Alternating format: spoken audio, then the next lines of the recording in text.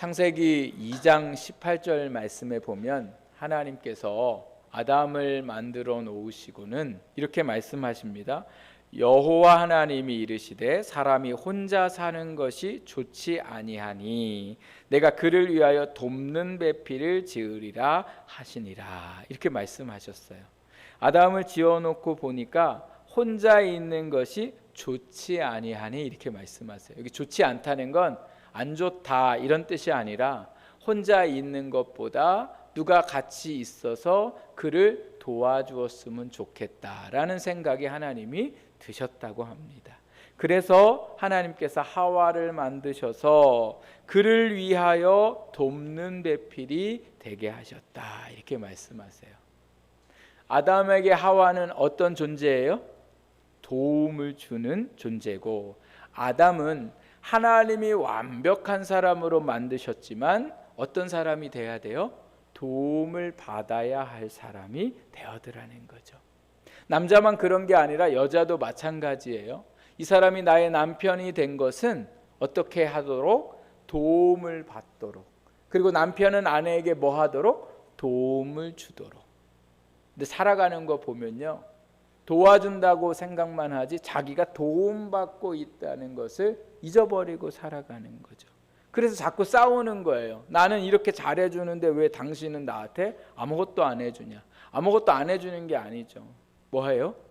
도움을 주고 있더라는 거죠. 어느 글을 보니까 아주 유명한 목사님이 이제 어느 나라의 목사님들이 모여가지고 사모님 이야기를 어떻게 하게 돼요. 사모님. 근데 그 유명한 목사님은요, 아내가 정말 무서운 사모님이어서 목사님들도 다 소문이 났대요. 그래서 그 소문이 나가지고 목사님들이 이제 모여서 아내 자랑을 하는데, 우리 아내는 기도도 열심히 하고 또 얼마나 나를 잘 섬겨주는지, 그렇게 우리 가정을 잘 돌보고 성도들도 잘 돌보고 막 이렇게 이야기를 하니까 이제 그 유명한 목사님도 아내 자랑을 하는데, 진심으로 우리 아내는 얼마나 훌륭하고 내가 아내 때문에 얼마나 믿음이 성숙하고 믿음이 잘 자랐는지 정말 우리 아내는 훌륭하다. 그러니까 목사님들이 아이고 거짓말한다고, 사모님이 어떤 사람인지 우리가 아는데 욕하고 화내고 막 이러는 사모님, 성도들한테 막 뭐라고 그러는 사모님인 거 다 알고 있는데 무슨 거짓말을 하냐고 그랬더니 이 목사님이, 아니 진짜라고, 내가 우리 집사람 때문에 내가 얼마나 큰 은혜를 받고 살아가는지 모른다고. 왜 그랬냐면 사모님이 하도 그러니까 하나님 앞에 기도 안 하면 못 사는 거예요. 그래서 사모님이 그럴 때마다 맨날 기도하니까 하나님의 은혜가 목사님에게 임했더라는 거예요. 근데 이 목사님이 거짓말로 하는 게 아니라 처음에는 내가 왜 이런 아내를 만났을까 생각을 했다가 이 아내를 통하여 내가 하나님께 더 가까이 가게 되었다는 사실을 그 친구 목사님들에게 고백했더라는 거죠. 그래서 사람은요, 누구에게든지 뭐예요? 도움받고 살아가도록 하나님이 부부로 만들어 놓으셨더라는 거죠. 저희 아내가 아이를 낳을 때에, 셋째를 낳을 때 제일 고생했어요. 어떤 분들이 잘 알지도 못하면서 셋째는 거저 낳는다고, 안 낳은 분들이 하는 얘기예요. 셋째를 얼마나 힘들게 낳는지요. 저희 셋째가 제일 작게 낳았는데도 불구하고 아이를 낳을 때 얼마나 고생을 했는지, 나중에는 막 저희 아내가 산소호흡기를 끼고 의사는 큰 병원으로 옮겨야 되나 이런 걱정을 하면서 아이를 낳았어요. 그래서 왜 이렇게 힘들게 아이를 낳냐 제가 물어봤더니 의사가 하는 말이요, 산모도 힘을 줘야 되는데 아이도 힘을 줘야 아기가 나온다는 거예요. 그런데 산모는 힘을 주는데 누가 힘을 안 주냐면 아기가 힘을 뱃속에서 안 주는 거예요. 그래서 수술해서 낳아야 할까 뭐 여러 가지 하다가 다행히도 힘을 주고 잘 되어서 아이가 이 땅에 나오게 되었는데, 아이를 낳는 거, 내가 이 땅에 태어나는 것도 나 혼자 나오는 게 아니라 같이 도와주어야 나올 수 있더라는 거예요. 사람은 이처럼 태어나면서부터 뭐 하면서 살아요? 도움을 받고 도움을 주고 살더라는 거죠. 태어나면 그 아이에게 도움을 주는 분이 누구예요? 엄마. 부모가 아이에게 도움을 주어야 하나부터 10까지 아이가 잘 자랄 수 있죠. 그런데 저 높은 뜻 그 교회에 그 김동호 목사님이 쓰신 글을 보니까 그 목사님이 이런 글을 쓰셨어요. 자식의 은혜. 자식의 은혜? 부모의 은혜는 알겠는데 자식의 은혜가 있다는 거예요. 도대체 자식의 은혜가 뭘까? 제가 궁금해서 그 글을 읽어봤더니 자녀가 그렇게 배 아프게 해서 태어났는데 그 아이를 보면 뭐예요? 엄마가 그 고통을 다 잊어버린다는 거예요. 그 말도 못하는 아이가 옹알이를 할 때에 그 삶의 고단함이 다 녹아져 버린다는 거예요. 그래서 자녀가 잘 먹고 잘 사는 것만 해도 부모에게 뭐를 끼쳐요? 은혜를 끼치더라는 거예요. 그러니까 부모만 자녀에게 도움을 주는 게 아니라 자녀도 자라면서 부모에게 뭐예요? 도움을 주는 존재라는 거죠. 사람은 도움 없이 못 사는 거죠. 그래서 이 아이가 이제 가정에서 사회로 나아가서 친구를 만나서 친구에게 도움을 받고, 선생님들을 만나면서 선생님에게 도움을 받고, 또 세상에 나아가서 선후배를 만나면서 도움을 받는 삶을 살게 되더라는 거죠. 이 모든 것을 살펴볼 때 우리는 뭐 없이 못 사는 사람이에요. 누군가의 도움 없이는 못 살더라는 거예요. 근데 우리는 이 사실을 잊어버리고 살고, 도움 없어도 살 수 있는 것처럼 잘난 척하면서 살지만 여전히 우리는 뭐예요? 도움을 받고 살아야 하더라는 거죠.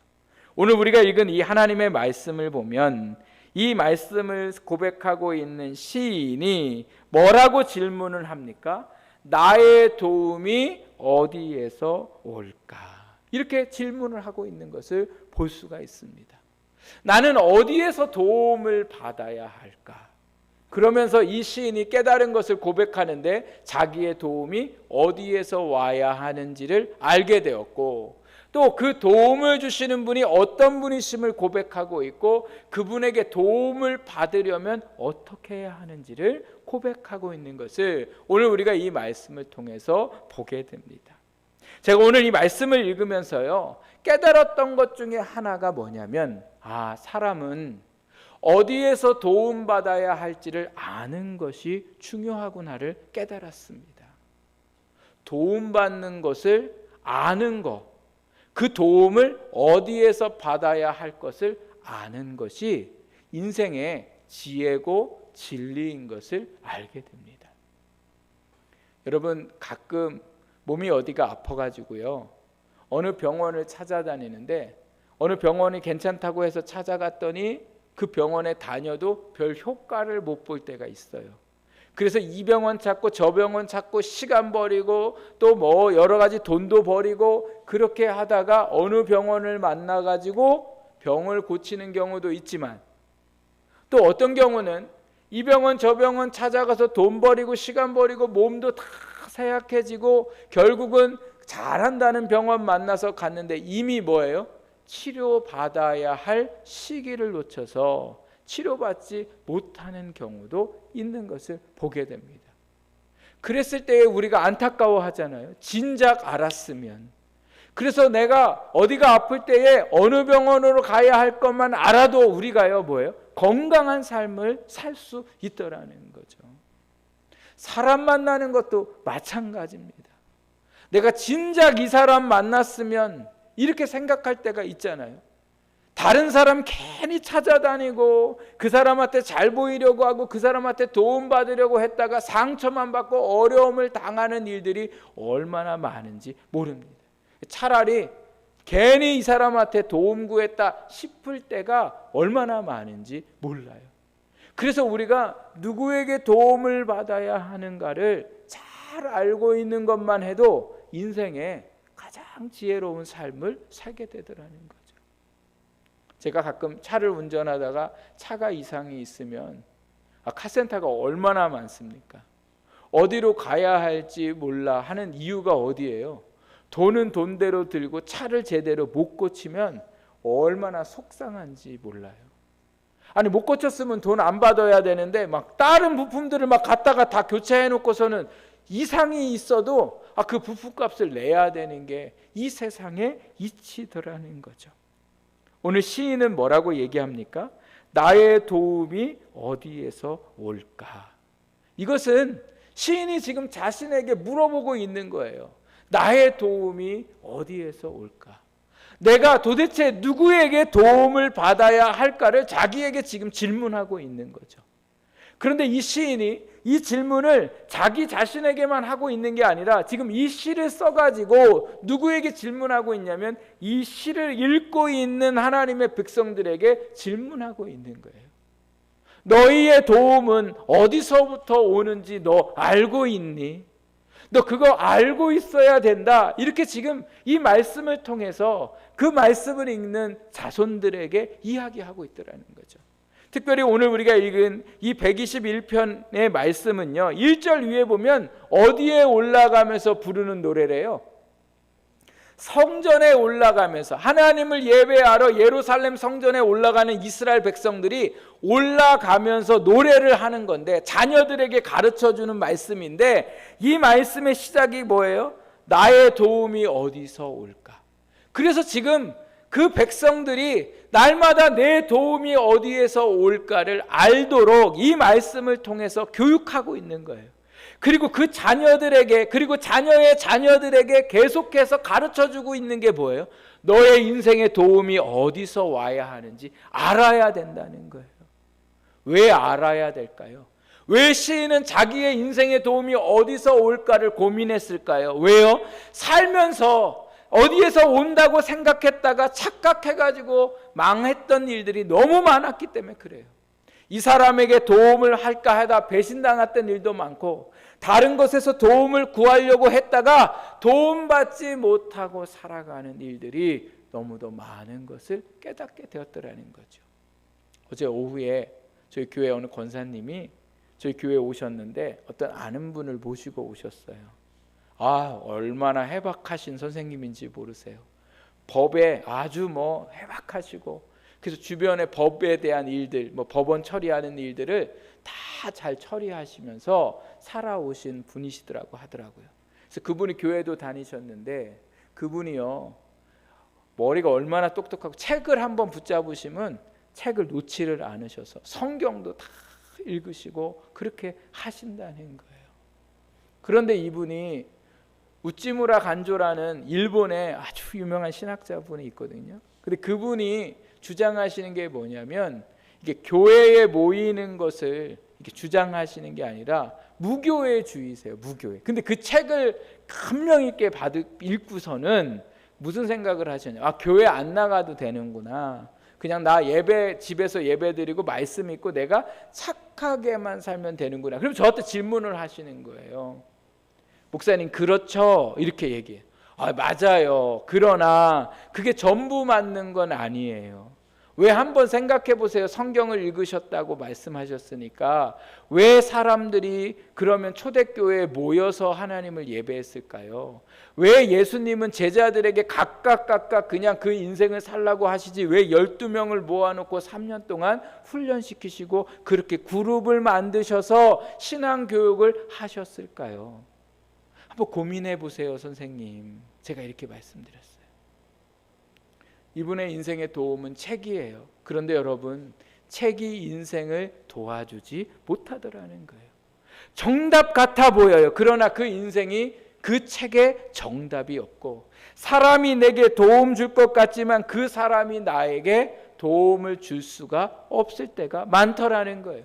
부모님이 자녀를 도와주지만 도와주는데 한계가 있고, 어떤 상황들이 나를 도와주고 어떠한 물건들이 나를 도와주고 물질과 명예가 나를 도와줄 것 같지만 도와주지 못한다는 거예요.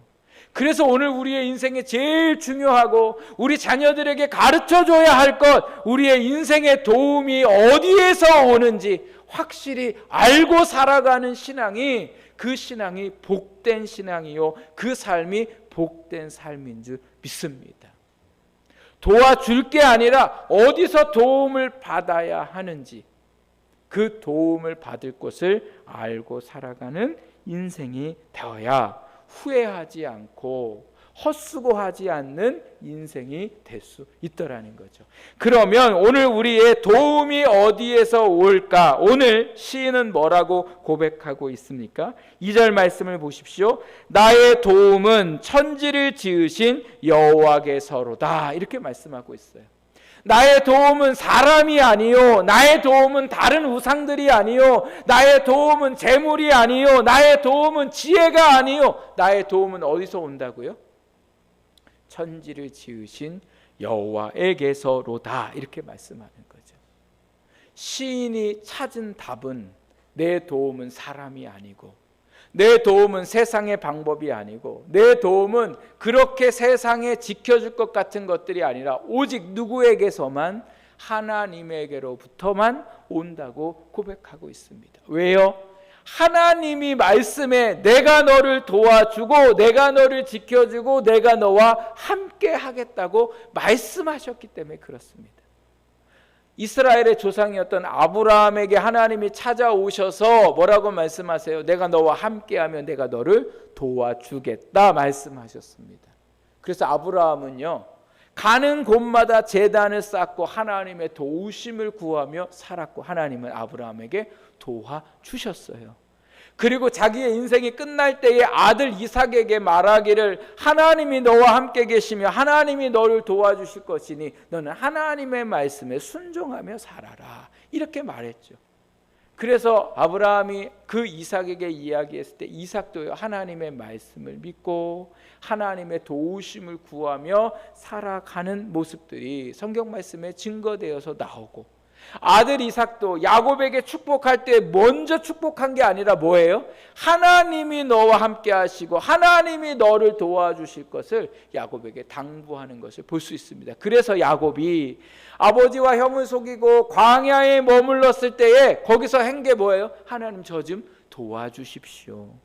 삼촌에게 어려움을 당할 때에도 하나님 저를 좀 도와주십시오. 그리고 또 어떻게 했습니까? 형을 만나서 해결받아야 할 심각한 문제가 있을 때에도 하나님에게 도움을 구했더라는 거예요.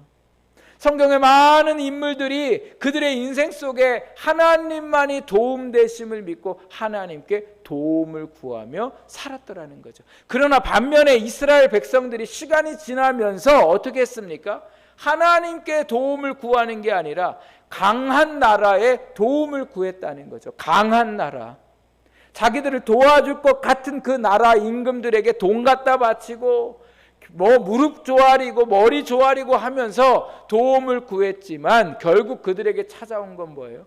그 강한 나라로부터 핍박당하고 나라가 멸망하고 포로가 되어서 살아가더라는 거죠. 우리도 그렇잖아요. 저는 사람들에게 도움받는 거 별로 안 좋아해요. 왜요? 도움받으면 어떻게 해야 되니까요? 그 사람이 필요할 때에 참 거절할 수 있는 상황이 와도 거절 못하기 때문에 참 그래서 그게 곤란할 때가 많아요. 예? 그래서 우리 왜 먹은 놈이 뭐 물킨다고 그러나요? 뭐 그런 얘기 있잖아요. 하여튼 받아 먹으면 이게 참 사람이요, 꼭 그 이것에 대해서 더 갚아야 되는 일들이 많은 거죠. 그러니까 순수하게 도와주는 분들도 있지만 세상의 이치가 그렇지 않아요. 내가 도움 줬으니 당신도 나에게 당연히 도움 줘야 한다고 그렇게 요구하는 세상이 오늘 우리의 세상이고, 사람 그렇게 의지했다가 배신당하는 일들이 얼마나 많은지 모릅니다. 또 이스라엘 백성들이 뭐예요? 우상에게 도움을 구해요. 자기가 만들어 놓은 신에게 나 좀 도와주십시오, 이렇게 도움을 구하며 살아가더라는 거죠. 오늘 우리의 우상은 뭐예요? 내 생각이 우상이에요. 내가 하나님 아니고도 내 노력으로 내 의지로 내가 열심히만 살아가고 내가 계획하고 내가 목적해 놓은 대로 살면 그게 나의 인생에 도움된다고 착각하면서 살아가요. 여러분, 내가 계획했다고 내 열심으로 인해서 잘 살아가면 얼마나 도움받으며 살아갈 수 있을까요? 그렇게 배신당하고 그렇게 실패했음에도 불구하고 여전히 우리는 뭐예요? 세상에 도움받으면서 살아가려고 할 때가 많다라는 거죠. 하나님의 백성은 하나님의 도움을 구하고 하나님께로 도움받으며 살아야 됩니다. 오늘 우리도 마찬가지입니다. 세상의 다른 것에게 도움받으려고 하지 말고 오직 우리를 도와주실 분은 누구시라고요? 하나님이심을 믿고 그 하나님께 도움을 구하며 살아가는 오늘 우리의 삶이 되기를 주님의 이름으로 부탁드립니다. 지난주에 제가 아는 권사님을 만나러 갔는데요, 그 권사님께서 함께 동생이 아주 병이 들어서요, 이제 암에 걸리셔서 한 6개월을 그 권사님 댁에 오셔서 이렇게 살게 되셨는데, 그 마지막 임종까지 이제 지켜주시느냐고 동생을 데리고 계셨는데, 그 동생 집사님이 60이 안 돼서 한 56세인가 이렇게 돌아가셨어요. 근데 이분이 암이 걸려서 이제 모든 직장을 그만두기 전에는 아주 얼마나 이 높은 직급에 있으셨는지 모르고, 또 투자를 얼마나 잘하셨는지 참 부유한 삶을 사셨어요. 그리고 운동을 얼마나 열심히 하셨는지, 모든 사람들이 그분이 암에 걸려서 저렇게 일찍 하나님 곁으로 갈 거라는 건 상상할 수 없을 정도로 자기 관리에 철저했고, 또 사람과의 관계가 얼마나 좋든지, 이분이 남편은 계시지 않고 본인하고 자녀 하나 두고 이렇게 사셨는데, 그 권사님이 하시는 얘기가, 보통 이런 경우는 죽으면, 돌아가시면 조문객들이 없다는 거예요. 왜냐하면 누가 뭐 이게 관계된 사람이 없으니까, 자녀도 어렵고. 얼마나 많은 사람들이 와서 이 슬픔을 이렇게 같이 이렇게 했는지, 정말 많은 사람들이 왔더라는 거예요. 그러니까 세상적으로 보면 너무 잘 살았다는 거예요. 근데 이분이 돌아가시기 전에 이 권사님에게 이렇게 말씀하셨대요. 언니, 나는 돈벌레 인생이었어요. 돈만 벌면 내 자신도 내 자녀도 지켜줄 줄 알았어요. 그런데 하나님 앞에 갈 때가 되니까 너무 나만을 위해 살았던 인생인 것 같아요. 내가 하나님을 어떻게 만나야 할지 너무 걱정이 돼요. 언니, 내가 어떻게 하면 좋을까요? 이렇게 말씀하신 이후에 그분이 어떻게 변화됐냐면요, 자신을 문병하러 오는 분들에게 예수님을 안 믿으면 예수님 꼭 믿어야 한다고 복음을 전하기 시작하고, 나중에 죽음이 임박해서 병원에 이제 입원하게 됐을 때에는 그 병실에 있는 분들에게 말할 수 있을 때마다 예수님을 증거했고, 또 예수 믿는 분들이 자신을 문병 오면 나처럼 예수 믿지 말고 온전히 예수님 믿으라고. 이분이 사회생활도 바쁘고 돈 벌어야 할 일도 많고 만나야 할 사람도 많으니까 주일날도 온전히 하나님을 예배할 수 없고 믿음으로 온전히 예배를 할 수가 없었고, 신앙도 마찬가지였어요.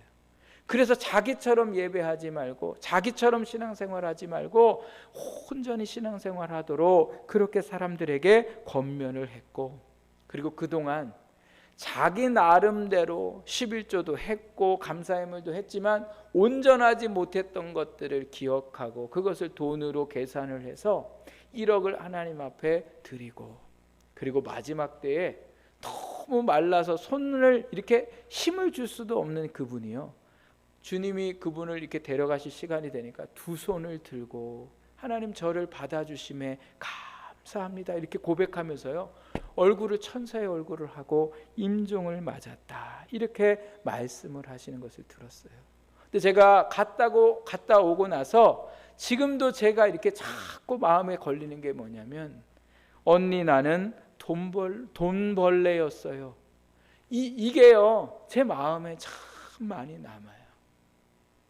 우리의 도움은 돈이 아닌데, 우리의 도움은 사람이 아닌데, 우리의 도움은 명예도 아니고 권력도 아닌데, 우리의 도움이 마치 거기에 있는 것처럼 벌레처럼 살아가고 있는 오늘 우리의 인생의 모습들을 보면서, 또 우리 성도들을 생각할 때 제가 너무 안타까운 마음들이 있어요. 어려우면 하나님 앞에 도움을 구해야 하는데 자꾸 다른 것에서 기대하고 다른 것을 바라보면서 낙심하고 좌절하고 상처 입으면서도 불구하고 여전히 다른 것에 도움을 구하고 있는 우리의 모습들을 보면서, 오늘 우리의 도움은 오직 하나님만이 도움이심을 다시 한번 깨닫는 복된 우리의 신앙이 되기를 주님의 이름으로 축복합니다.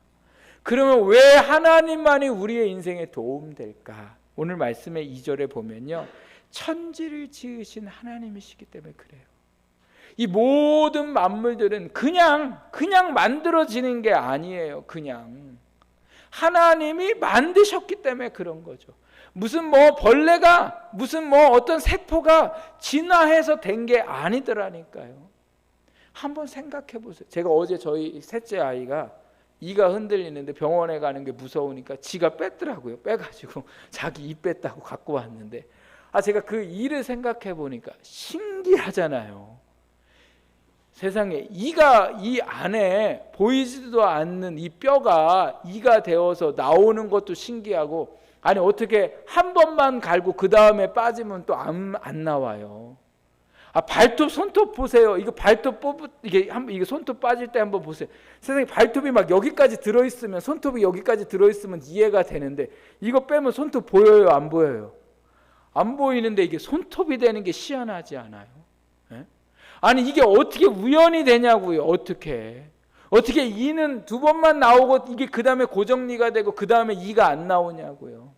하나님이 우리의 모든 것을 만드시고 우리의 모든 것을 알고 계시는 하나님이세요.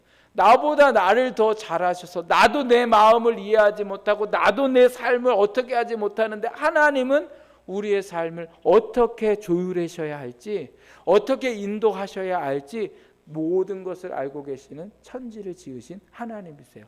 또 오늘 3절 말씀부터 8절 말씀까지 보면 계속해서 반복하시는 게 뭐냐면, 하나님은 우리를 지키시는 하나님이시라는 거예요.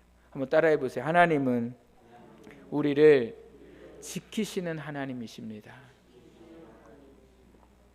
24시간 우리는 하나님 기억하지 못하고 있어도 하나님은 우리를 지키고 계시는 거예요. 말씀해 보니까 주무시지도 않고 졸지도 않으시고 우리를 다 지키고 계시다는 거예요. 이런 얘기하면 또 이런 말씀하세요. 아니 지키시는데 왜 문제가 있어요? 아니 지키시는데 왜 병들어요? 아니 지키시는데 왜 물질의 문제가 해결 안 돼요? 지키시는데 왜 우리 애가 이래요? 이렇게 물어보시는 분들 있어요. 그러나 여러분, 오늘 우리의 인생에 문제가 없도록 지키시는 일도 하나님이 하시지만, 오늘 우리의 인생에 문제가 있어도 그 문제 속에 뭐하지 않도록, 넘어지지 않도록, 그래서 오늘 말씀해 보면 실족하지 않게 하시더라는 거예요. 문제 때문에 막 못 살 것 같은데 하나님이 은혜를 주시니까 문제가 더 이상 내게 문제되지 않더라는 거예요. 이 사람 때문에 죽겠는데 하나님이 은혜를 주시니까 이 사람 때문에 살 수 있게 되더라니까요. 아까 그 목사님의 사모님처럼. 다른 사람이 볼 때는 아우 저 사모님하고 못 살아, 나 같으면 못 살아, 이렇게 하는데 그 문제 속에서 하나님이 은혜를 주시니까 그 사모님이 내게 뭐로 여겨져요? 복으로 여겨진다는 거예요. 하나님 나 가난해서 못 살겠어요, 문제 해결돼서 못 살겠어요, 이렇게 하나님에게 도움을 구했더니 하나님이 그 문제 속에 가난해서 해결해 주시는 일도 있지만, 또 그 가난 속에서도 문제 속에서도 살아갈 수 있는 힘을 주시더라는 거죠. 그래서 우리가 읽은 말씀에 보면요, 6절 말씀에 보십시오. 낮의 해가 너를 상하게 하지 아니하며 밤의 달도 너를 해치지 아니하리로다. 그러면서 7절, 여호와께서 너를 지켜 모든 환난을 면하게 하시며, 또 뭐라고 말씀하세요? 내 뭐를 지키신대요? 영혼을 지키신다. 사람이 문제를 만나면 못 사는 이유가 뭐예요? 문제 때문에 스트레스 받아서 못 사는 거예요. 문제는 괜찮아요. 문제는 뭐냐면 그 문제 안에 있는 내 마음이 연약해지고, 문제 때문에 괴롭고, 그래서 문제 때문에 포기하고, 문제 때문에 힘이 드는 거죠. 어제 오신 그분이 그런 말씀하세요. 목사님, 제가 한동안 우울증이 걸려가지고 어떻게 하면 죽을까를 고민했어요. 목을 매면 편하게 죽을까, 약을 먹으면 편하게 죽을까. 우울증이 걸렸다는 거예요. 우울증이 걸리면 몸이 병들기 시작하고 몸이 아프기 시작해요. 이 모든 원인이 어디 있습니까? 영혼이 병들기 때문에 그래요. 그런데 우리가 영혼만 하나님이 지켜주시면 모든 문제 가운데서도 환난 중에 즐거워하며 살아가는 역사가 일어나는 거예요. 인생을 포기하는 게 아니라 소망 중에 살아갈 수 있도록 하나님이 우리의 영혼을 지켜주신다고 말씀하고 계세요. 그래서 우리의 도움은 어디에로? 하나님으로부터 온다는 거예요. 그 하나님이 천지를 지으시고 나는 내 자녀를 모르지만 하나님이 내 자녀의 삶을 알고 계시고 내 자녀의 마음을 알고 계시고 우리 아내의 마음을 알고 계시고 우리 남편의 마음을 알고 계시고 그 삶에 도움을 주실 분은 누구세요? 내가 아니고 하나님이세요. 우리 자녀들에게도 이 사실을 가르쳐 주셔야 돼요. 그래서 저는 저희 아이들이 저희한테 뭐 해달라고 그러면 하나님 앞에 기도하라고 그래요. 아빠는 못 해줘. 아빠는 돈도 없고 아빠는 그런 능력도 없고 너가 하나님 앞에 기도해. 이렇게 얘기해요. 아니, 저희 어머니가 저를 그렇게 교육하신 거예요. 그래서 누구한테? 하나님 앞에 기도하는 거예요. 부모님에게 기도하며 살아가는 분 많습니다. 저 아는 목사님도 아버지가 너무 부유하니까 아버지가 맨날 도와준대요. 달달이. 예? 사례비 받는 것보다 더 많이 도와준대요. 얼마나 좋아요. 우리 아버지는 못 그러세요. 저희 아버지는 그러니까 우리의 도움 줄 분은 누구세요? 저 하늘 아버지밖에 없는 거예요. 네? 저희 아들도 제가 안 도와줘요. 있어도 안 도와주고 안 도와주려고 그래요. 왜요? 누구의 도우심이 있어야 돼요? 하나님의 도움. 그래서 어려서부터 그러한 삶을 가르쳐줘야 인생을 하나님 앞에 맡기고 살아갈 수 있는 거예요. 여러분, 도움은 하나님으로부터 오심을 믿으시기 바랍니다. 그런데 이 도움이 누구에게 임하고 누구에게 역사하냐? 오늘 말씀해 보니까요, 아무나 아니에요. 물론 하나님은 모든 사람들을 사랑하세요. 모든 사람을 도와주고 싶으세요. 그런데 누구에게 도움을 주시냐? 오늘 이 시인이 깨달은 것을 고백하는 것을 보십시오. 1절에 내가 어디를 향하여 눈을 들겠대요? 산을 향하여. 여기 산은 하나님이 계시는 산을 말하고 여기 산은 예루살렘 성전을 의미하고, 즉 오늘 산을 향하여 눈을 들겠다는 건 뭐예요? 하나님을 향하여 눈을 드는 사람, 하나님을 향하여 의지하는 사람, 그 사람에게 하나님이 뭐예요? 도움을 주신다는 거예요.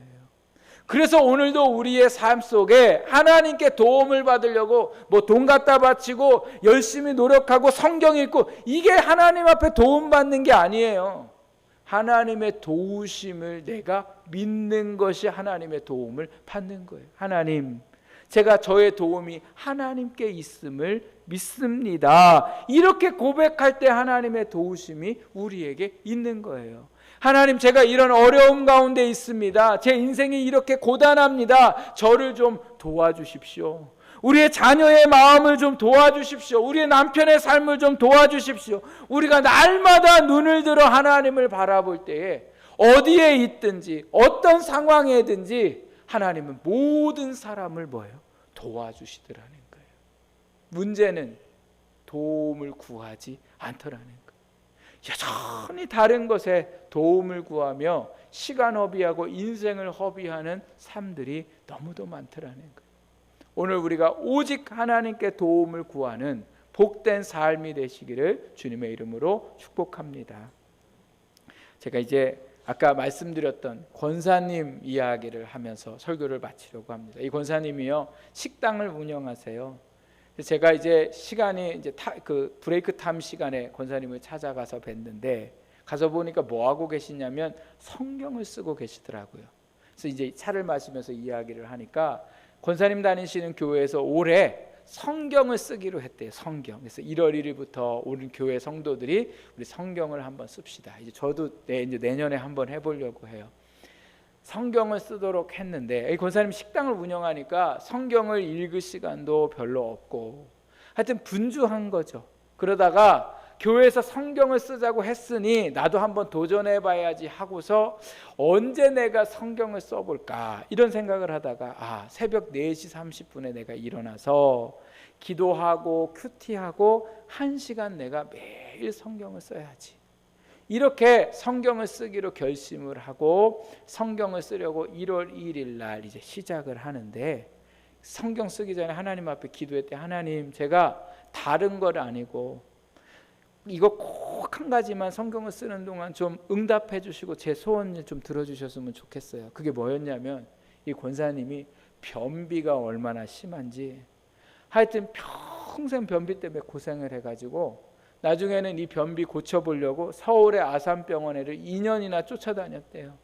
그런데 결국은 별의별 좋다는 약, 뭐 음식들 뭐 다 먹어봐도 변비를 고칠 수 없어요. 의사도 포기했대요. 그 이유가 뭐냐면 장이 다른 사람들보다 길대요. 그리고 항문은 좁고, 그러다 보니까 변을 밀어낼 힘이 없어서 늘 변비로 고통을 당했다는 거예요. 그래서 하나님, 제가 이거 꼭 고침받게 저 좀 도와주십시오. 그렇게 기도를 하고 성경을 쓰기 시작했는데 여러분 어떻게 고쳐주셨을까요? 안 고쳐주셨을까요? 고쳐주셨으니까 제가 얘기하죠. 고쳐주셨어요. 언제 고쳐주셨냐면 이틀 되던 날, 1월 2일 날 성경을 1시간 다 쓸 쯤에 배가 살살 아프더래요. 그래서 성경을 쓰고 화장실에 가서 변을 봤다는 거예요. 그리고 오늘이 지금 며칠이에요? 2월 21일 날 한 번도 막힘없이 성경을 다 쓸 쯤에 배에서 소식이 오고 지금까지 화장실을 잘 다니셨다는 거예요. 야, 여러분, 이런 기적이 어디 있어요? 더 큰 기적은 뭐예요? 변 잘 보게 해달라고 기도 안 하는데도 변 잘 보는 게 이게 기적이잖아요. 하나님이 이 권사님에게 응답을 하셨고 도우심을 구할 때 그 삶에 도와주시는 역사가 일어났다고 저에게 간증을 하시면서 얼마나 그 간증에 제가 은혜가 되었는지. 여러분, 하나님은 모든 것을 도와주시는 분이세요. 이거는 못 도와주지, 이거는 안 될 걸. 아니요, 하나님은 어떤 것도 도와주신다니까요. 제가 말씀드렸잖아요. 저희 집에 천장에 쥐인지 고양인지 모르는데 그게 무슨 얘기를 한다고 알아듣고 나가겠어요. 그러나 간절한 마음으로 하나님 앞에 도움을 구하십시오.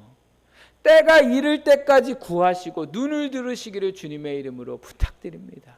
그때 하나님이 우리의 도움 되셔서 우리의 인생 가운데 역사하실 줄 믿습니다.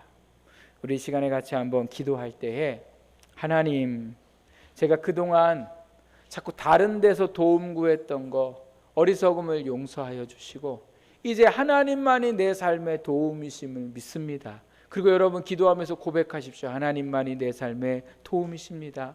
하나님, 저 좀 도와주십시오. 또 도와주어야 할 여러분의 자녀나 남편이나 아내가 있다면 하나님, 그 영혼을 좀 도와주십시오. 구원받아야 할 인생들이 있다면 그 영혼을 좀 도와주십시오. 하나님, 제 인생 가운데 이 문제가 있습니다. 저를 좀 도와주십시오. 우리 이 시간에 같이 한번 간절함을 가지고 우리 하나님 앞에 우리 기도하도록 하겠습니다. 하나님 아버지, 오늘도 우리